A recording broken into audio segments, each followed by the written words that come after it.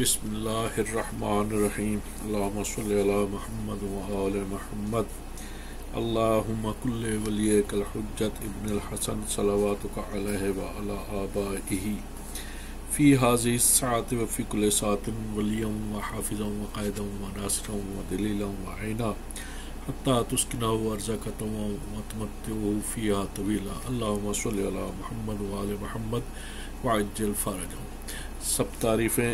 खुदाए बुज़ुर्ग व बरतर के वास्ते, दरूद व सलाम मोहम्मद वाले मोहम्मद के वास्ते। जैसे कि कल से जो बताया था मैंने, कल के गुलामान अहले बैत के नाम से किताब है और उसी को जना इन अयाम अज़ा में कोशिश करेंगे कि मुकम्मल कर दूँ मैं। तो कल जना तमहीद थी, वही तमहीद अब भी चल रही है। लिखते हैं, गुलामी की तारीफ मजहब व अखलाक की इंसाइक्लोपीडिया में यह की गई है कि वो एक मुआशरती निज़ाम है जिसके बायस एक शख्स दूसरे की मिल्कियत में दाखिल हो जाता है। वेस्टर मार्क गुलामी की तारीफ में कहता है कि मालिक का हक गुलाम की मिल्कियत पर अगरचे ज़रूरी और कतई नहीं है, लेकिन एक मखसूस किस्म का है, यानी वो एक ऐसा हक है कि आका ही उससे दस्तबरदार हो सकता है, लेकिन उसको मिल के महज नहीं कहा जा सकता, क्योंकि कानून और उर्फ ने गुलाम को भी यकगोनागोई का हक दिया। गुलामी की अक़साम में असूली तौर पर गुलामी की दो किस्में हैं, यानी एक ये कि एक कबीला के बाज़ आदमी अपने बाज़ हम कबीला अफराद को अपना ग़ुलाम बना लें, और दूसरी किस्म ये है कि कबीला के अफराद किसी दूसरे कबीला के बाज़ अफराद या सब को अपनी ग़ुलामी में ले लें।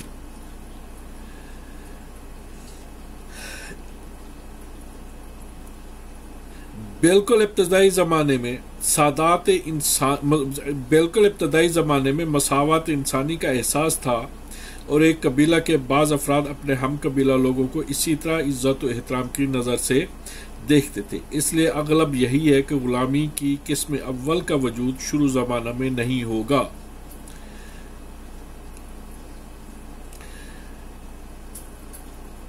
अब रही ग़ुलामी की दूसरी किस्म, तो उसकी निस्बत यह कहा जा सकता है कि इस तरह की ग़ुलामी का वजूद जंग के लवाजिम में से है। इस बिना पर यह कहना सही है कि जब से दुनिया में जंग का वजूद है, ग़ुलामी भी कायम व मौजूद है।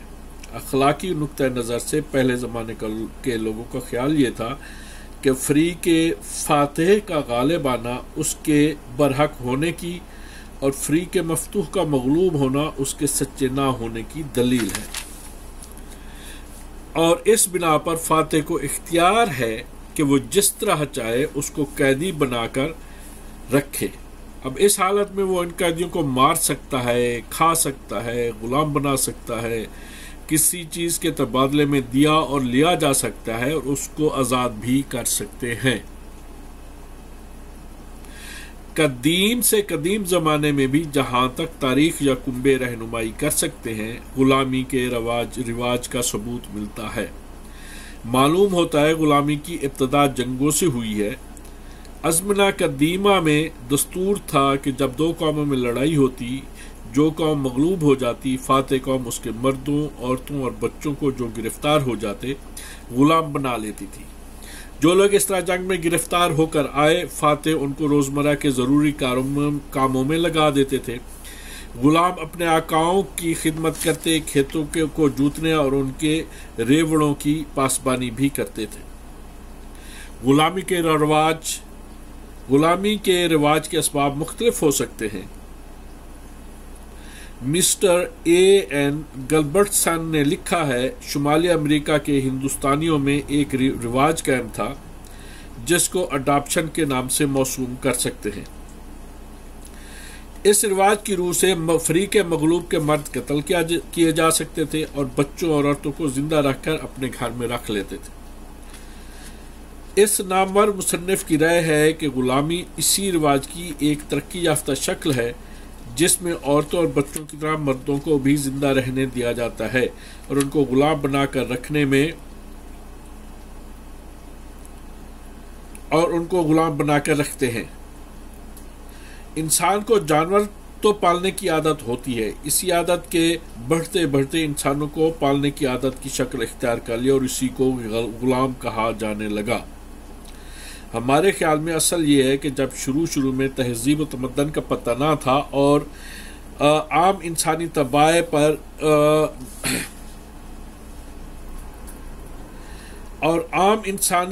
طبائع پر ہمت غالب تھی، فریق فاتح اپنے گرفتار شدہ قیدیوں کو فرط غیظ و غضب میں ہی قتل کر دیتا ہوگا، لیکن پھر جب لوگوں کے اقتصادی و معاشرتی ضرورتیں وسیع ہوئیں اور ان کو بے معاوضہ مزدور کی ضرورت پیش آئی تو اس وقت انہوں نے اس امر پر غور کیا ہوگا کہ اگر جنگ کے قیدیوں کو قتل کرنے کی بجائے اگر زندہ رکھا جائے تو ان سے بہت سے معاشرتی اور اقتصادی فوائد حاصل کیے جا سکتے ہیں۔ اس بنا پر لوگوں نے غلامی کا رواج قائم کیا اور اسیران جنگ کو قتل کرنے کا طریقہ اپنایا ہوگا، کیونکہ اس سے بڑا فائدہ یہ بھی ہے کہ فاتح قوم کے افراد کی تعداد میں اضافہ ہوتا ہے جو اس کی تقویت کا باعث ہے۔ اسلام میں نفسیاتی اعتبار سے دیکھا جائے تو بعض اوقات غلامی ناگزیر متعدد فوائد کا باعث ہوتی ہے۔ مثلا ایک جنگ میں فرض کر لیجئے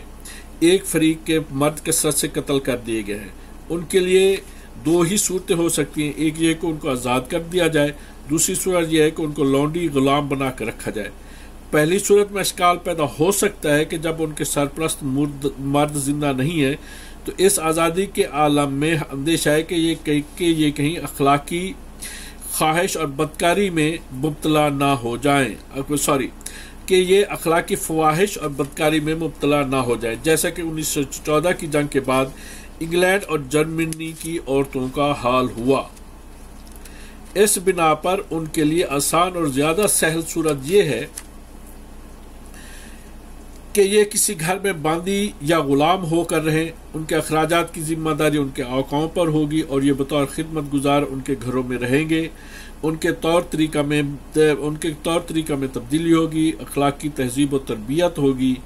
اور پھر یہ اس گھر کے لیے اور یہ گھر ان کے لیے مفید اور سودمند ہوگا۔ عورتوں اور بچوں پر ہی مردوں کو قیاس کر لیجئے، جو مرد جنگ میں گرفتار ہوئے عقلاً